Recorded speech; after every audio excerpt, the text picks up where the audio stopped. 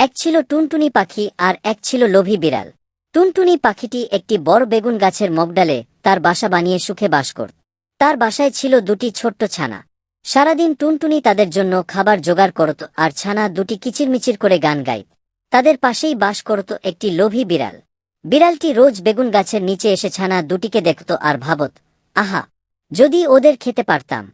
একদিন বিড়ালটি তার বন্ধুদের সঙ্গে গল্প করছিল। সে বন্ধুদের কাছে বড়াই করে বলল, দেখিস তোরা, আমি কালই ওই বেগুন গাছে উঠে টুনটুনির ছানা দুটোকে খেয়ে আসব।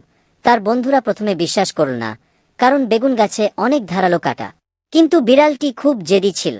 বন্ধুদের সামনে তার সম্মান বাঁচাতে সে বলল, তোরা দেখবি, আমি ঠিকই পারব। পরদিন সকালে বিড়ালটি খুব উৎসাহ নিয়ে বেগুন গাছের কাছে গেল। গাছের দিকে তাকিয়ে সে মনে মনে বলল, আজ টুনটুনির ছানাদের শেষ দিন। সে ধীরে ধীরে গাছে চড়তে শুরু করল। কিন্তু সে ভুলে গিয়েছিল বেগুন গাছের কাঁটাগুলোর কথা। গাছে ওঠার সময় তীক্ষ্ণ কাঁটাগুলো তার নরম থাবায় আর গায়ে বিঁধে যেতে লাগল। যন্ত্রণায় বিড়ালটি কিয়ে উঠল। তবুও সে থামল না, কারণ তার বন্ধুদের সামনে সে লজ্জা পেতে চায়নি। কিন্তু শেষ পর্যন্ত সে আর পারল না।